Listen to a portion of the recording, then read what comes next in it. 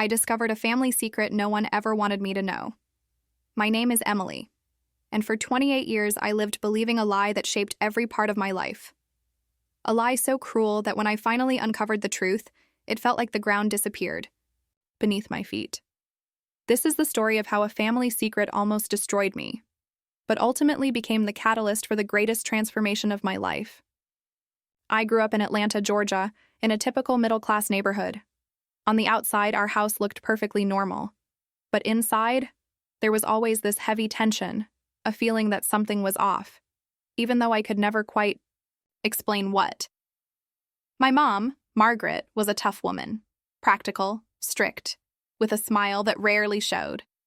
My dad, Richard, worked as an engineer. He spent most of his time locked in his home office, buried in projects he never talked about. But what hurt the most was how differently they treated me compared to my younger brother, Noah. He's 2 years younger than me, but from as far back as I can remember, he was treated like he was made of gold. Me? It felt like I was tolerated. When Noah wanted something, they found a way to make it happen. When I asked for the same things, it was always, "We can't afford that," or "You don't really need it." I remember Christmas when I was 12 and Noah was 10, as if it happened yesterday. Noah got a brand new PlayStation, a pro-level bike, designer clothes, and a mountain of gifts. Me? I got 2 secondhand books and a basic pencil case. When I asked my mom why, she just looked me dead in the eyes and said, "You should be grateful for what you have."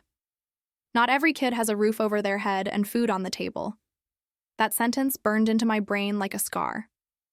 From that day on, I felt like a burden, like my existence was some kind of favor. Meanwhile, Noah could do no wrong. Everything he did was praised. I could come home with straight A's and barely got a distracted good job.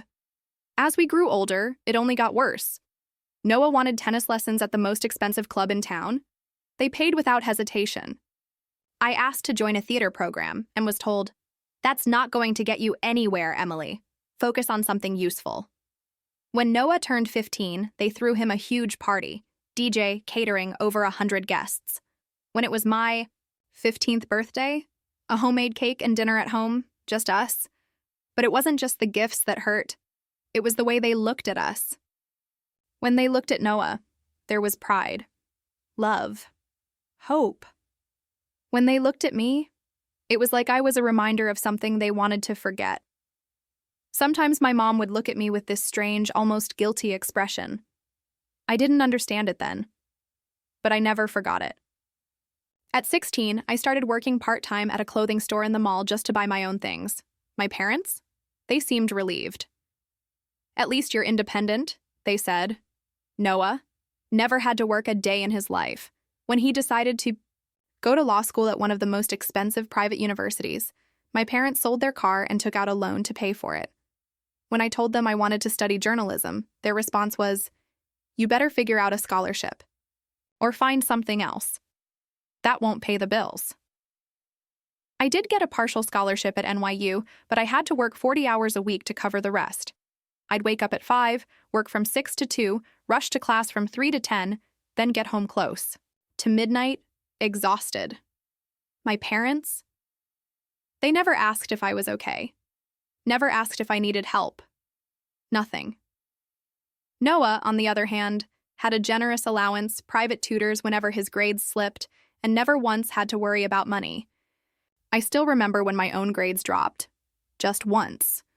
Because I was running on empty. And my mom told me, "If you can't handle it, maybe college just isn't for you." By then, the frustration had built up so much I just couldn't hold it in anymore.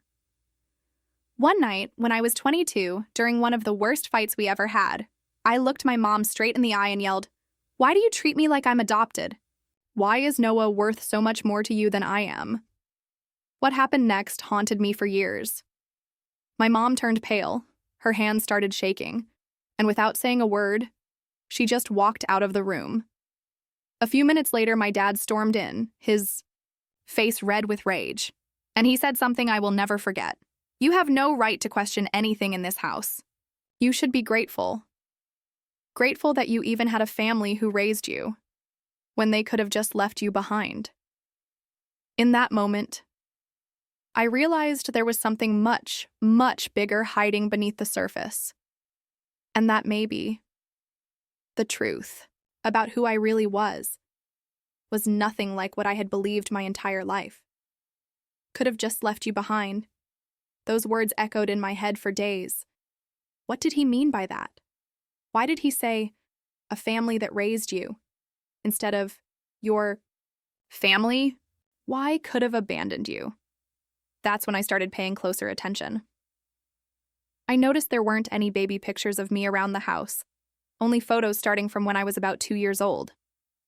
Meanwhile, Noah's baby pictures were everywhere, proudly displayed.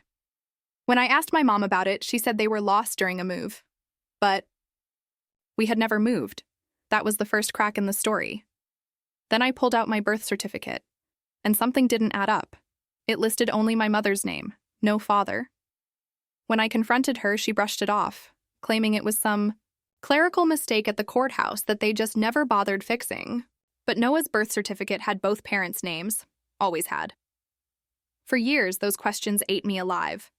I felt like a stranger in my own family, like everyone was in on a joke, except me. I developed anxiety, depression, this exhausting, constant need to prove myself to people who never seemed to truly care. And then, when I was 28, everything changed. My dad had a heart attack and was rushed to the hospital. I went home to gather some documents for the doctors, insurance, medical history, whatever they might need. While digging through his office, I found a folder tucked away, buried deep in the back of his filing cabinet. Something about it felt off, so I opened it. What I found inside shattered everything I thought I knew about my life. There were letters, legal documents, old photos, pieces of a story that no one ever told me. The first letter I picked up was from my paternal grandmother, my dad's mother, who had passed away when I was 10. It was addressed to my dad, dated just 3 months before she died. Richard, you need to tell Emily the truth before it's too late. She deserves to know who her real father is. You owe her that. Keeping this secret all these years doesn't protect anyone. It only hurts her. That girl doesn't deserve to grow up believing she isn't loved. When the truth is, you and Margaret are just afraid of how she'll react if she ever finds out. My heart started racing. Real father? What truth? What lie? I kept reading, hands shaking. I know Margaret never got over the affair she had with that man. And I know you chose to raise Emily as your own to save your marriage. But that's no excuse for treating her like she's second class. She's an innocent child who didn't ask to be born from that situation. If you can't love her the way she deserves, then at least be honest with her. The letter slipped from my hands. My mom had an affair. I was the result of that affair. And the man I had called Dad my whole life wasn't my biological father. Suddenly, everything made sense. The coldness, the favoritism, the looks, the words. A family that raised you. I scrambled through the rest of the documents. My hands were trembling so badly I could barely hold the papers. There was an unfinished paternity investigation. Photos of my mom standing next to a tall man with light eyes and olive skin, features I always wondered about because they didn't match anyone in my family. His name was Carlos Henry Morales. There were old addresses, phone numbers, and letters. Dozens of letters he had written to my mom over the years. Desperate, pleading. Margaret, I have the right to meet my daughter. It's not fair for you to keep her from me. I understand you want to save your marriage, but Emily is my child too. At least let me help support her. I can't just pretend she doesn't exist. Letter after letter. None of them answered. Carlos had tried for years to be part of my life, and my mother had shut him out completely. The last letter was dated when I was 5. Margaret, this is the last time I'll try. I'm moving to Miami for work. But know this. I'll never forget that I have a daughter in Atlanta. If Emily ever wants to find me, my lawyer knows how to reach me. I just hope that one day you'll have the decency to tell her the truth. She deserves to know where she comes from. I collapsed onto the floor of that office and sobbed like I never had in my entire life. 28 years of feeling rejected, of believing I wasn't enough, of wondering what was so fundamentally wrong with me. And it was all because I was the living reminder of a betrayal my mother wanted to erase, and one my father could never fully forgive. But more than that, I had a biological father, a man who had tried to be in my life, who had cared, who had offered help, who wanted to know me. And that truth had been stolen from me. My entire life. In that moment, sitting on the floor, surrounded by papers and photographs, I made a decision that would change everything. I was going to find Carlos Henry Morales, no matter what it cost, no matter how my family reacted. I deserved to know who I really was. I gathered everything into a folder, walked out of that house, and realized my real life was only just beginning. The lie had lasted 28 years, but the truth? The truth was forever, and I was ready to face it, no matter the price. The days after my dad got out of the hospital were torture. A silent torture. I looked at Richard and Margaret pretending nothing had changed. But inside, it felt like I was staring at strangers. Every word they said, every glance, carried a different weight now that I knew the truth. When Richard called me daughter, I wondered what was actually running through his head. When Margaret avoided my eyes, I knew it wasn't indifference. It was guilt. Noah? Nothing changed. He was still the golden child, the pride of the family. But now I understood why. He was truly their son. He represented the marriage they managed to save. Me? I was the walking reminder of the betrayal that nearly destroyed it. For 2 weeks, I carried that weight alone, barely sleeping, hardly eating. My focus at work completely shot. I worked as a junior copywriter at an ad agency, and even my boss, Paul, noticed. "Emily, are you okay?" he asked one afternoon, as I sat there, staring at a blank screen, failing to write even the simplest copy for a detergent campaign. "I'm dealing with some personal stuff. It'll pass," I replied, trying to sound convincing.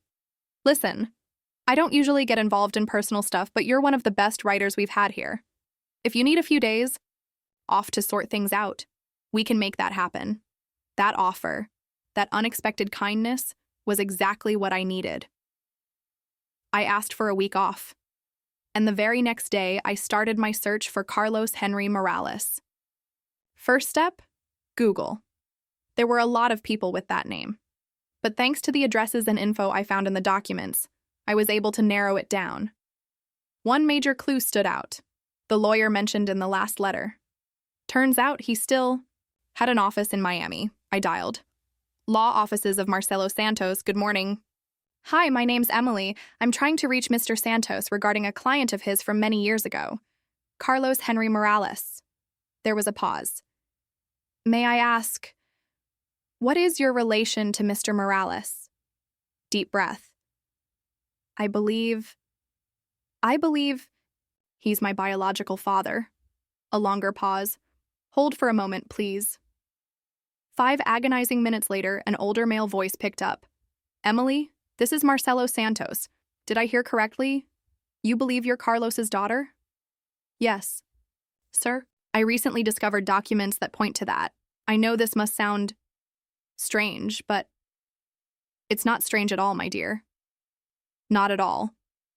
Carlos has spoken about you for years. He never stopped hoping that one day you'd reach out." My heart was pounding. Is he still alive? Where is he?" "He's very much alive. Still here in Miami, runs his own engineering consulting firm." "Emily, may I ask how you found out?" I told him the whole story. The folder, the letters, the unanswered messages, the years of feeling like I never quite belonged. Marcelo listened, quietly, patiently. When I finished, he said softly, "Emily, Carlos is going to be overwhelmed when he hears this. I can tell you right now. He asks about you all the time. At least once a month he checks in, wondering how you are, if you're happy, if you're safe. Would you like me to give him your contact information?" "Please. Yes. But, Mr. Santos, can you tell me something about him? About—" "What happened?" Marcelo sighed. "Emily, there are details that only Carlos can truly tell you. But what I can say is this. He never wanted to abandon you. Your mother made the decision to cut contact to protect her marriage. At the time, legally, she had the right. Carlos tried everything. He even considered filing for visitation. Rights. But your mother threatened to leave town with you if he pushed it. He backed off because he was afraid of losing all trace of you." Tears were streaming down my face. My biological father didn't abandon me. He was kept away from me. "Emily, are you still there?" "I'm here, sorry. It's just a lot. I can only imagine. Listen, I'm calling Carlos right now. I'll give him your number. I guarantee he'll call you today. Just prepare yourself. This man has carried the pain of not knowing you for almost 3 decades. 2 hours later, my phone rang. Miami area code. I stared at it. My hands were shaking. "Hello? Emily? My daughter?" The voice on the other end was trembling with emotion. "Carlos? Oh my God. Emily, my daughter. I can't believe." "You called. I've dreamed of this moment. So many times." And just like that, we both started crying. He cried with joy, for finally hearing my voice. I cried for all the pain I had carried alone, for all the lost years, for finally realizing there was someone out there who actually cared about me. "Dad? Can I call you Dad? Emily, I've waited 28 years to hear you call me that. You have no idea what this means to me." We talked for 2 hours straight. He told me about the brief relationship he had with my mother. She was separated from Richard at the time. It only lasted a few months, but when she found out she was pregnant, she went back to her husband and pretended I was his. "Emily, I want you to know, I tried everything to be part of your life. Your mother didn't allow it. I offered financial help. I offered to share custody. I even said I'd give up any legal rights if she would just let me see you. Even just a few times a year. None of it was accepted. Why didn't you fight harder? In court? My sweet girl, things were different back then. Your mother threatened to leave, maybe even move to another state, if I pushed it. I was terrified that if I forced it legally, I'd lose all contact, that she'd disappear with you. So I stepped back. I thought, maybe one day, you'd come looking for me. Carlos told me he never married. He'd had relationships, but never wanted to start a new family without resolving the hole left by the daughter he was forced to live without. He built a successful consulting firm, lived in a beautiful penthouse in Miami, traveled the world, but always with an empty space in his heart. Every year, on your birthday, I light a candle. I say a prayer. I ask God to keep you safe, to make you happy. On Father's Day, I can't even celebrate. It's the worst day of the year for me, because I remember that I have a daughter out there who doesn't even know I exist. Dad, I didn't know, but all these years, I felt like something wasn't right. I always felt like I didn't belong, like I was a burden. Now I understand why. We decided to meet that weekend in Miami. I didn't tell anyone in my family where I was going, just said I had some personal things to take care of. That plane ride from Atlanta to Miami felt like the longest journey of my life. Every mile brought me closer to a moment I had dreamed of, without even knowing I was dreaming it. I was about to meet my real father, the man who brought me into this world out of love, not obligation, not a mistake. Carlos had sent me pictures. throughout the week, and I was stunned by how much we looked alike. We had the same light eyes, the same face shape, the same height. Noah had always been the spitting image of Richard. Dark hair, dark eyes, shorter. I had always looked different. And now, I finally knew why. He was waiting for me at the airport. I had told him I was coming by bus because I was scared he'd think I was after his money. But when he saw me, Carlos broke down, right there, in front of everyone. My God, you're even more beautiful than I imagined. You have my mother's smile. She passed 5 years ago, still hoping to meet her granddaughter one day. I spent the weekend at his home, and for the first time in my entire life, I felt like I was truly home. Carlos showed me a bedroom he had prepared years ago, waiting, hoping.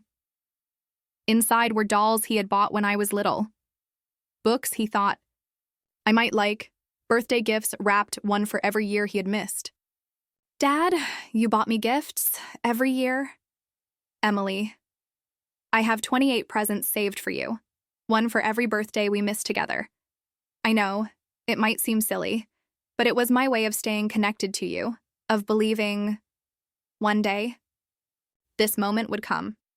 He showed me photo albums from his travels. Each page came with, "Here, I wished you were with me."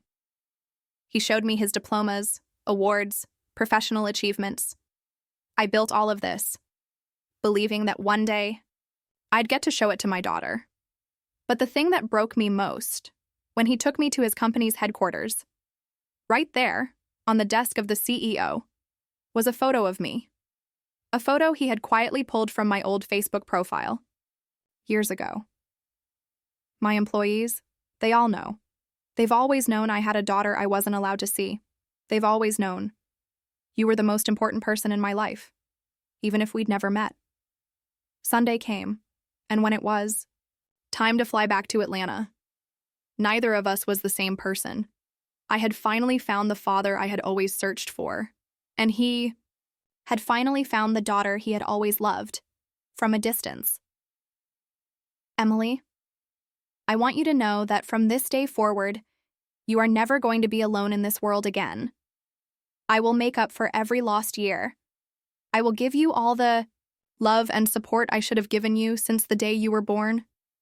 Dad, just knowing that you exist, knowing that you care, it's already changed everything. For the first time in my life, I actually feel loved. My sweet girl, what are you going to do now? About your mom and Richard? That was the question I had been avoiding. Now that I knew the truth, now that I had found my biological father, how could I ever face the family that had lied to me for my entire life? I'm going to confront them. They deserve to know that I found out. And I deserve an explanation. Carlos took my hands in his. Emily, no matter how they react, remember this. You have family now. You have a father who loves you, unconditionally. And I will always be right here for you. I flew back to Atlanta with a strength I had never felt before.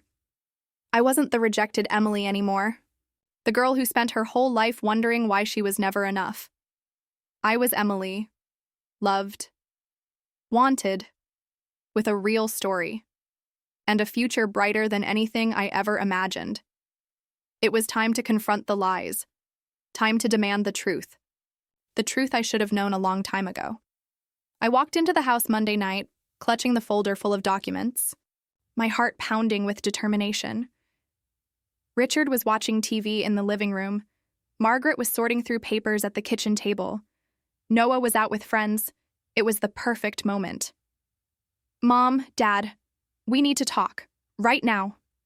Richard glanced over his glasses. Now?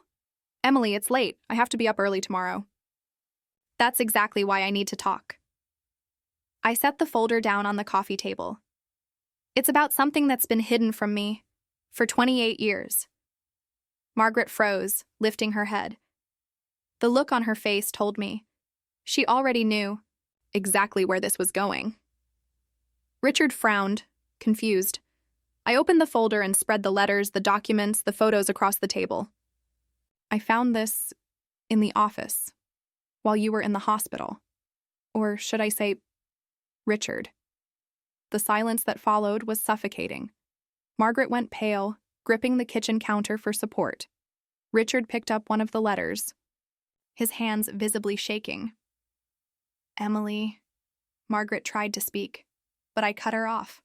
No, not this time. You're going to listen to me. For 28 years, you made me believe I wasn't good enough, that something was wrong with me, that I didn't deserve the same love Noah got. I blamed myself. I thought I was broken, that you were right to treat me the way you did.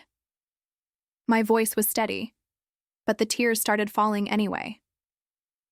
Do you have any idea what it's like to grow up thinking your own parents don't love you? To look in the mirror every day, wondering what's so wrong with you, that even your family can't love you. Richard set the letter down and sighed. Emily, it's not that simple. Not that simple. My voice shot up. You hid from me the fact that I have a father who spent years trying to be part of my life, a man who wanted me, who tried to help, who never gave up on me, and you kept that from me. I grabbed the photos of Carlos and shoved them toward them. He tried everything, and you chose to let me grow up, feeling unwanted, unloved, instead of just telling me the truth. Margaret finally walked into the living room, her eyes red, her breathing shaky. Emily, you don't understand. It was complicated. I was trying to protect our family. Protect it from what, Mom? From me? I was an innocent child. I didn't ask to be born. I didn't ask to be the product of an affair. But I had the right to know where I came from, to know who I am. Richard stood up, his voice getting sharper. Emily, lower your voice. Let's talk like adults. Like adults?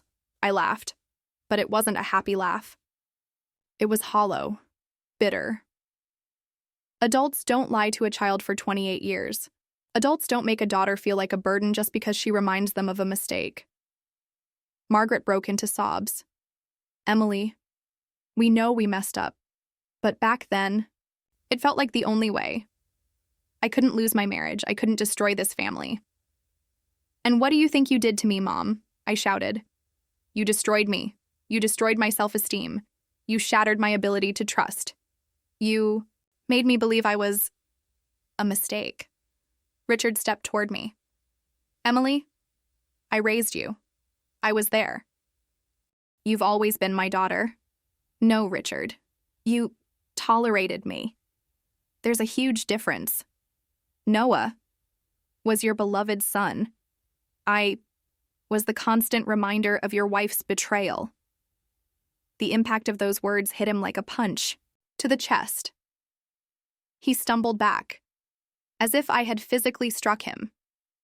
And in that moment, the truth was finally out. You know what? I said, grabbing my bag. I found him. I found my biological father, Carlos Henry Morales. I spoke to him. I spent the entire weekend with him, and for the first time in my life, I finally understood what it feels like to be truly loved by a father. Margaret broke into loud sobs. Emily, please. He never abandoned me. You kept me from him. He bought birthday presents for me every single year, even though he couldn't give them to me. He thought about me every single day of his life. He built an entire company, hoping to one day have something to leave for the daughter he never got the chance to know. I grabbed the stack of letters and shoved them toward them. He begged, over and over, to be part of my life. He offered help. He offered to share responsibilities. He offered everything. And you refused it all. You chose to let me suffer, rather than admit the truth, that you made a mistake. Richard tried to speak. Emily, I know I wasn't the perfect father. You weren't my father at all, I exploded, A father loves, a father supports, a father makes his child feel seen and safe and valued. You tolerated me. That's all.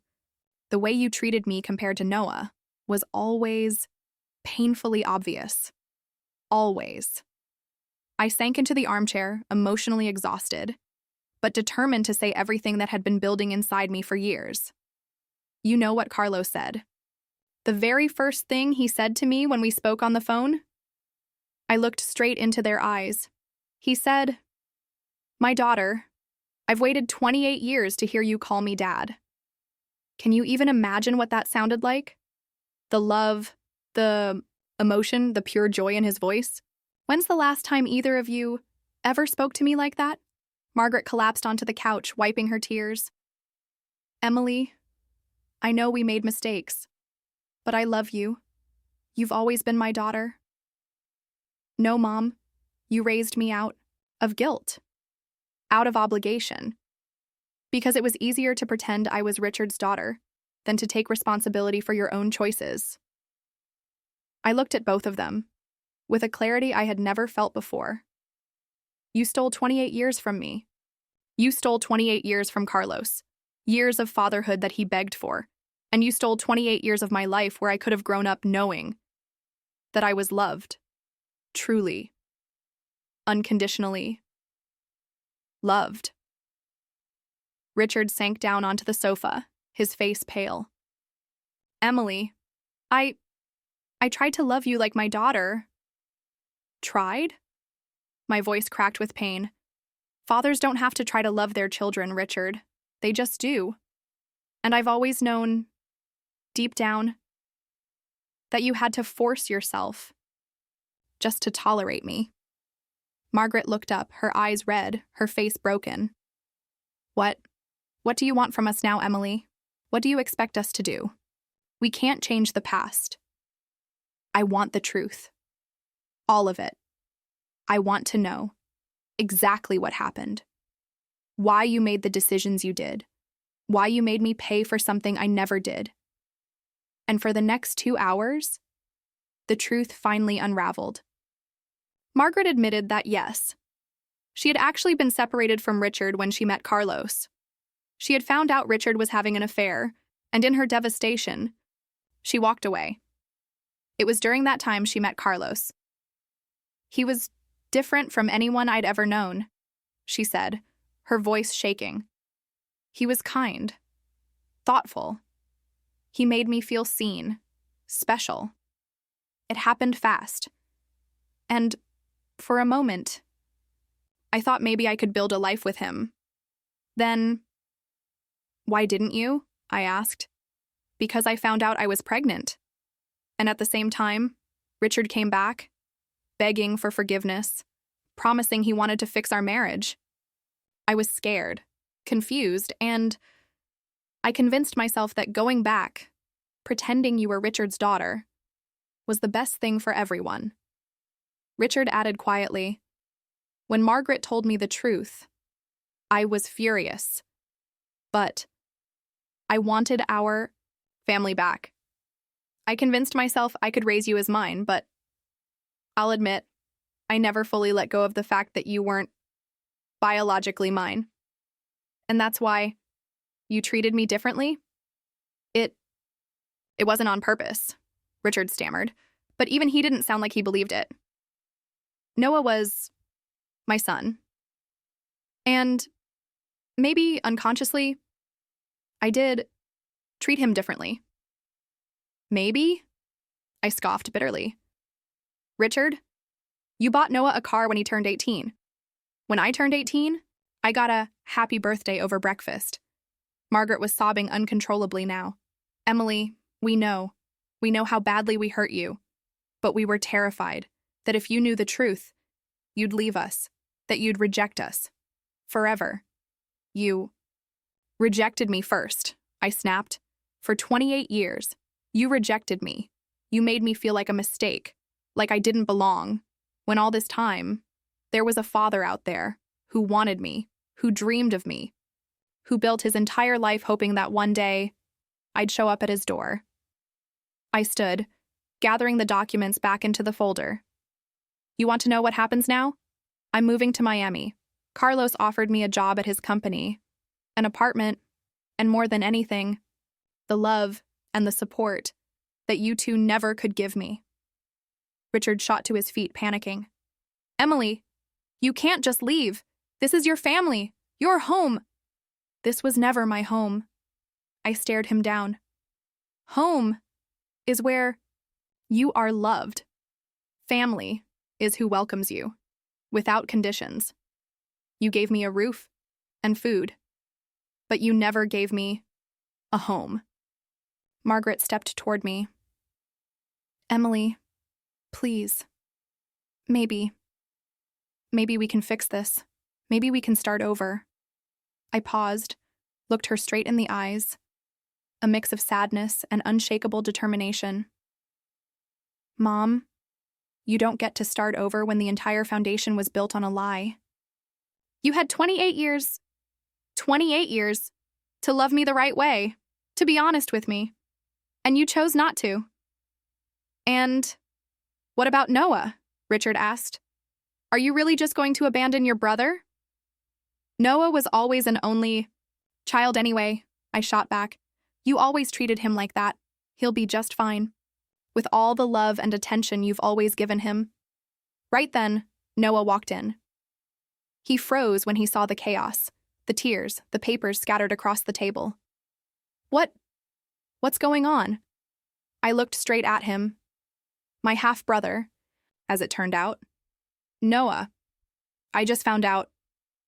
My biological father is someone else, and they've been hiding it from me. My whole life. Noah blinked, stunned. He looked at our parents, then back at me.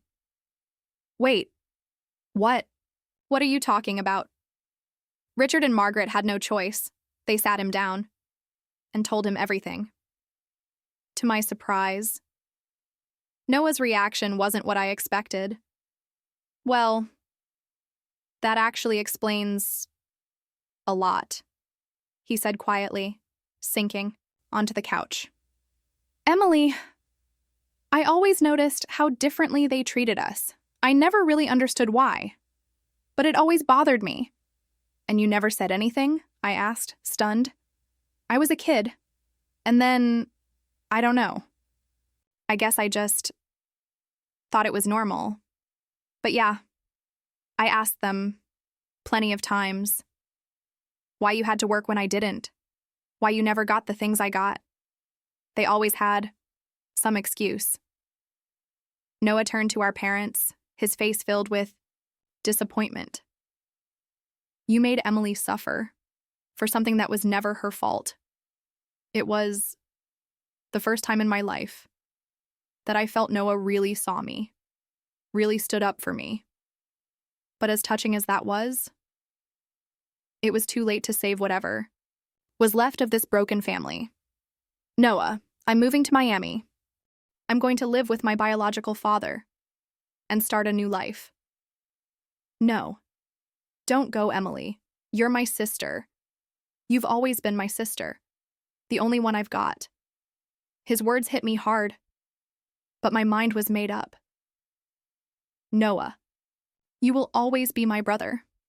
But I need this. I need the chance to finally be someone's daughter, someone who actually wants me.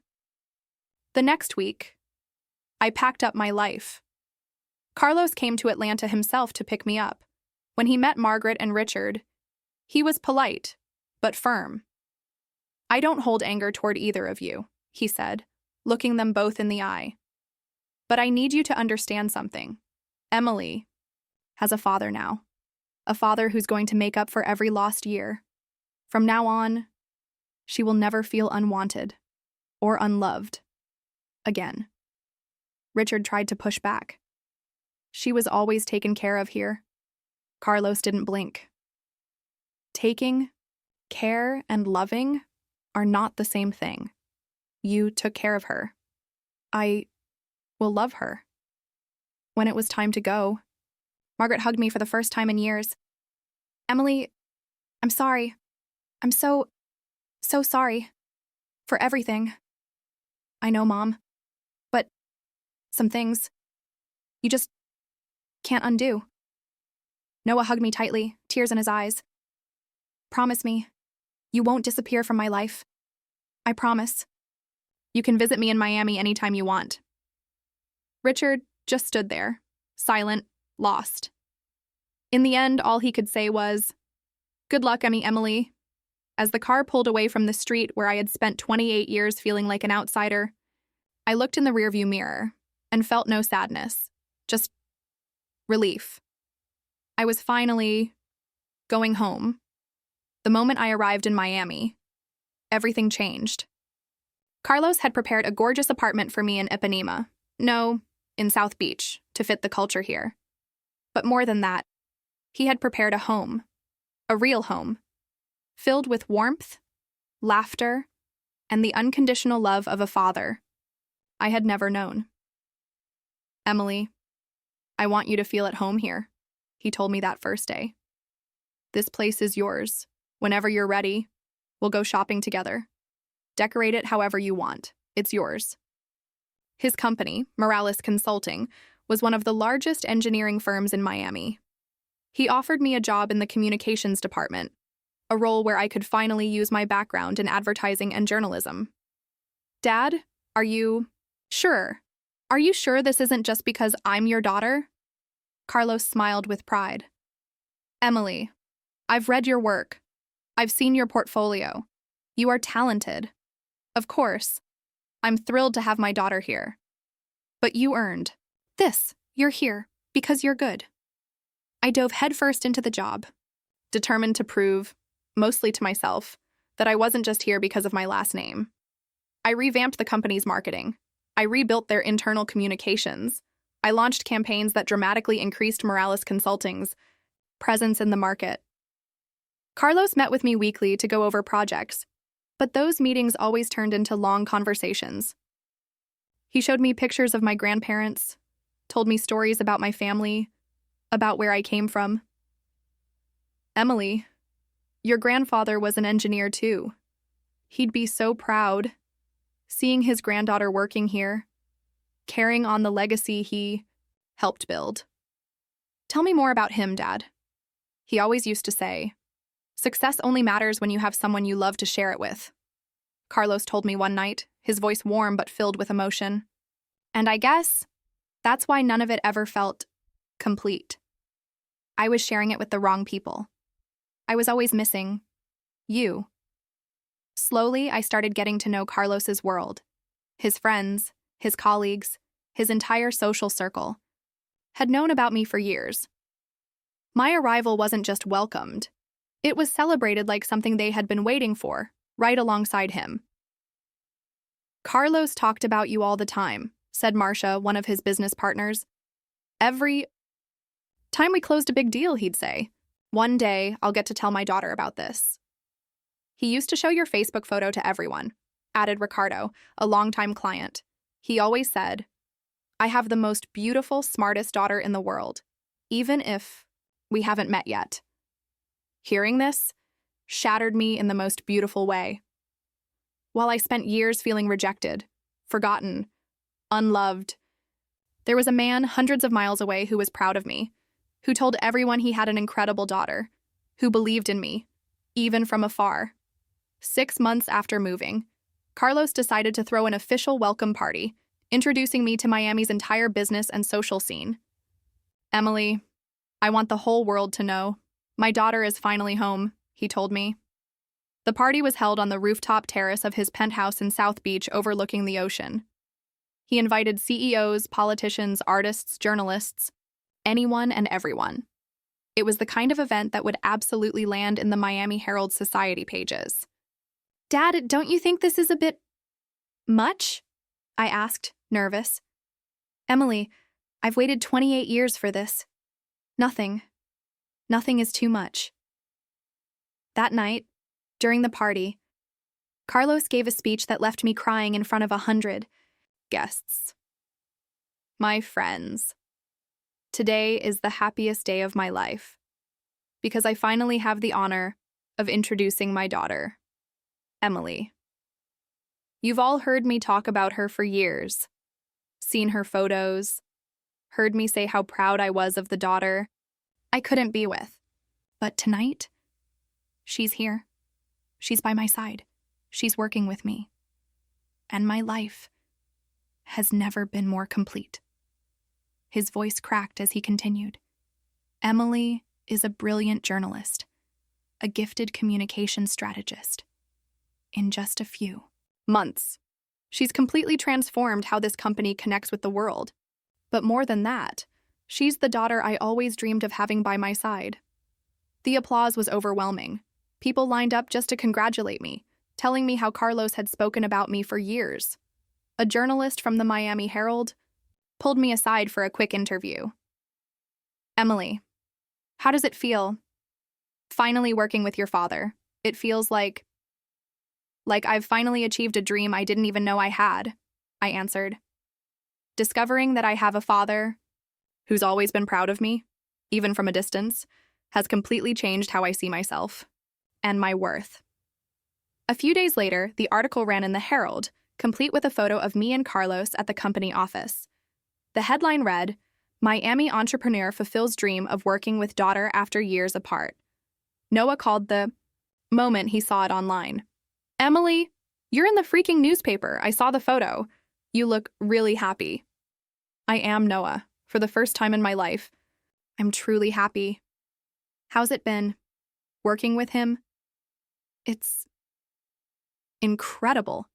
He treats me like a capable professional, but also like his daughter. It's something I've never experienced before. There was a long pause. Then Noah said quietly, "Emily, I'm sorry for how things were at home. I should have stood up for you. Noah, you were a kid too. It wasn't your job to fix it." "Yeah, but I could have been a better brother." "You can be a better brother now. Come visit. Meet Dad. See the life I'm building." 1 year after moving, Morales Consulting was awarded Company of the Year by the Miami Association of Engineers, largely thanks to the communication strategies I had created. At the awards ceremony, Carlos pulled me up on stage with him. "This award isn't just mine," he said into the microphone. "It belongs to my daughter, Emily. Her creativity, her brilliance, her hard work completely transformed this company. Emily, come here." I stepped onto the stage to thunderous applause. Carlos hugged me tightly and whispered in my ear, "I'm so proud of you, my daughter."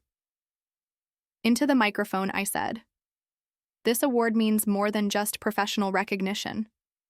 It represents the fulfillment of a dream. The dream of working alongside my father, of being part of something he built with so much love and dedication." After the ceremony, business leaders lined up to offer partnerships, deals, opportunities. Carlos was glowing with pride. "Emily, did you see that? Did you see how people reacted? Everyone wants to work with us now. Dad, you don't think we're growing too fast?" I teased. He grinned.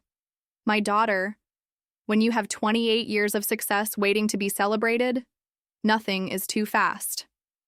That same month, my phone rang. An unexpected name popped up. It was Margaret. "Emily, I saw the article about the award. I just wanted to say I'm proud of you." "Thank you, Mom." "Emily, I know I don't really have the right to ask you this, but could you ever forgive me?" Margaret's voice trembled. "Richard and we've been going to therapy, trying to understand everything we did wrong."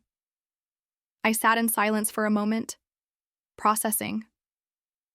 "Mom, I don't hate you. I don't. But forgiveness doesn't mean forgetting, and it doesn't mean things can ever go back to the way they were." "I know," she whispered. "I just wanted you to know that we see what we did, and we're proud of the woman you've become. That means a lot to me, Mom. Maybe Someday, we can build something new, something healthier. When I hung up, I told Carlos about the call. He pulled me into a hug. How do you feel about it? He asked softly. I feel like, for the first time, I can actually forgive. Because I don't need their approval anymore. You've given me the foundation, the love, the safety that I needed, and that gave me the strength to be generous, even to people who hurt me. Carlos smiled. That's emotional maturity, my daughter. I'm so proud of how far you've come. 2 years after moving to Miami, Morales Consulting had tripled in size. We opened offices in New York, Austin, and San Francisco. I had become the director of communications and marketing, and my work was recognized throughout the entire industry. In an interview with Forbes, the journalist asked Carlos, "What's the best business decision you've ever made?" Carlos smiled. It wasn't a business decision. It was personal. It was never giving up on finding my daughter. When Emily came into my life, she didn't just fulfill my dream of being a father. She revolutionized my company. She brought vision, energy, and a future I couldn't have imagined without her. And what about you, Emily? How does it feel to be recognized as one of the most promising young executives in the country?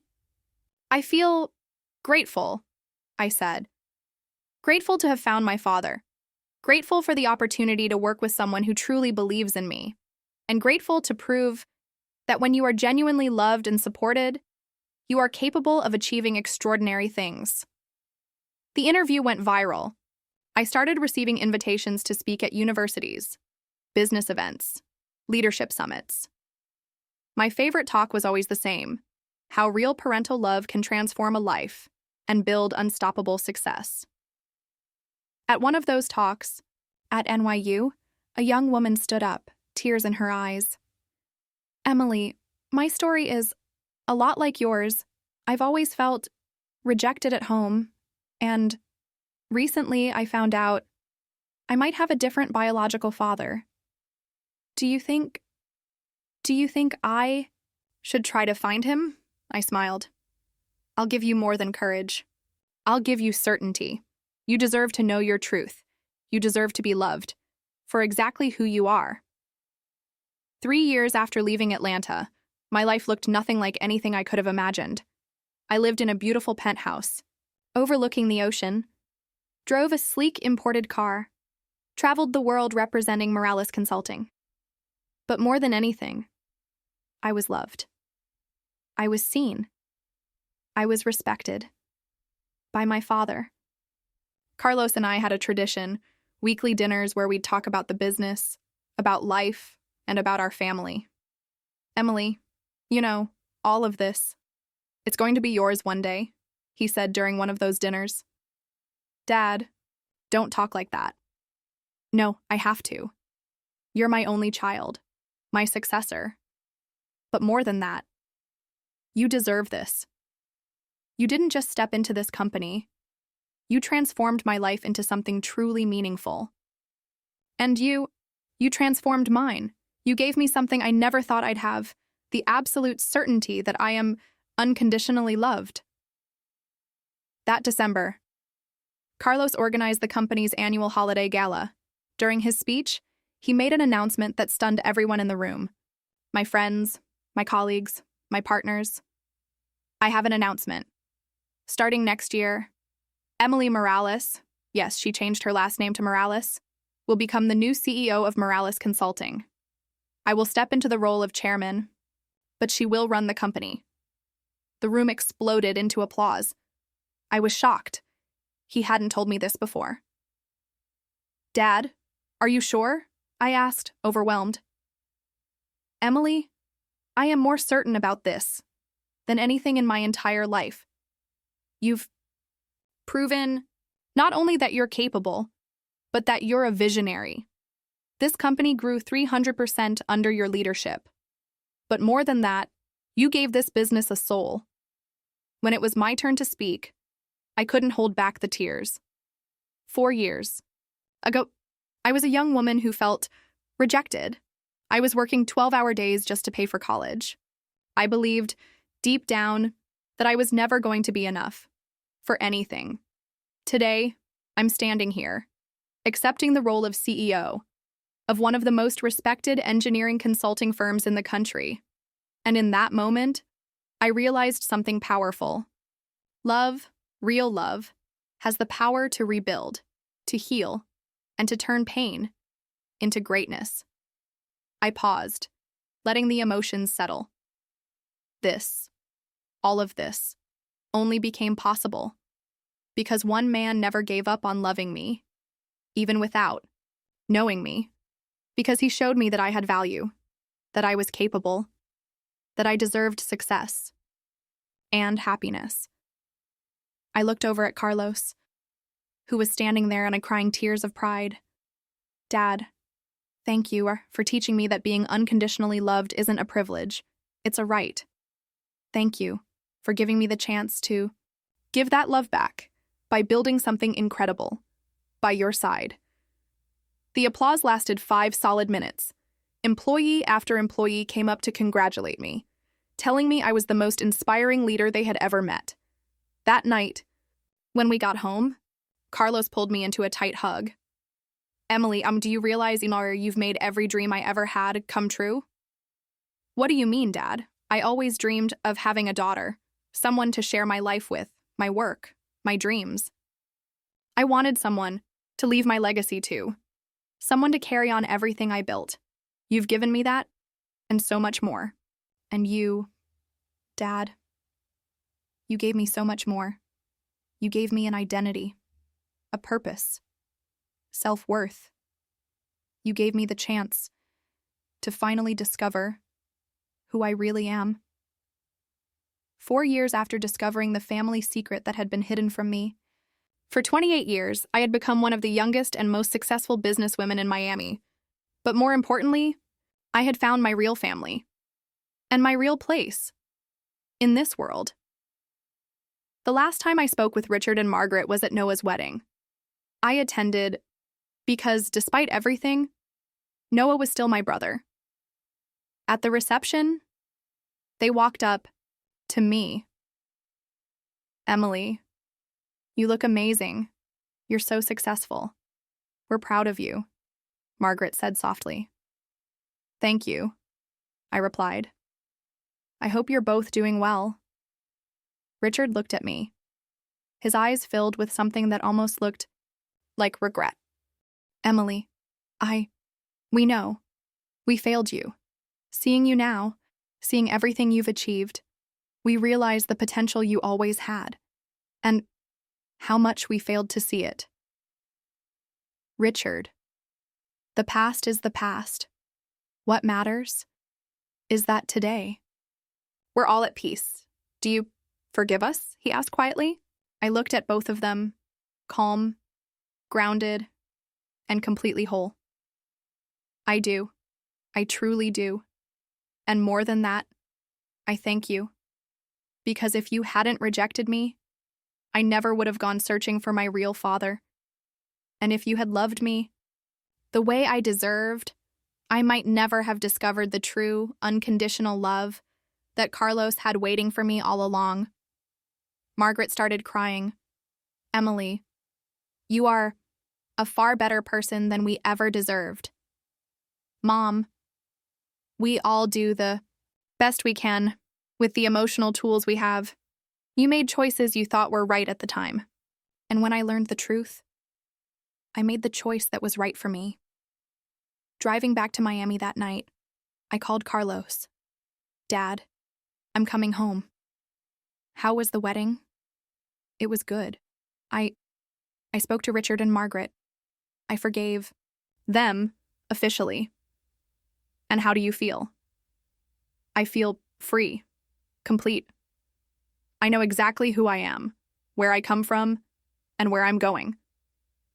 Emily, you have no idea how proud I am of you, not just for everything you've achieved, but for the incredible woman you've become. Dad, you built an amazing company, but your greatest legacy is teaching me to love myself, teaching me that I deserve to be happy. Today, at 32 years old, I am the CEO of a company that generates over $50 million a year. I live in a gorgeous penthouse overlooking South Beach. I travel the world, but most importantly, I wake up every single day knowing that I am deeply, completely, and unconditionally loved by my Father. The family secret that no one ever wanted me to know ended up becoming the key to my greatest transformation. The lie that lasted 28 years led me to the truth that changed everything. And when I look back at that 28-year-old version of myself, the girl who felt rejected, who felt worthless, all I can do is say, thank you. Because it was that pain that gave me the courage to search for the truth. It was that rejection that prepared me to recognize real love when I finally found it. If you've made it this far, maybe your story feels a little like mine. Maybe you too have felt rejected by the people who were supposed to love you unconditionally. If so, let me tell you this. You deserve better. You deserve to be seen, to be valued, to be loved for exactly who you are. Sometimes, the people who should have protected us are the ones who hurt us the most. But that doesn't define you. That doesn't decide your future. You have the power to discover where you really come from, to find your real family, to find your real place in this world. Don't accept scraps of affection. Don't settle for being tolerated. When what you deserve is love. And above all, never stop searching for who you really are, because your story might just be getting started. If this story touched your heart, hit like and subscribe for more real stories of transformation and resilience that just might inspire your own journey.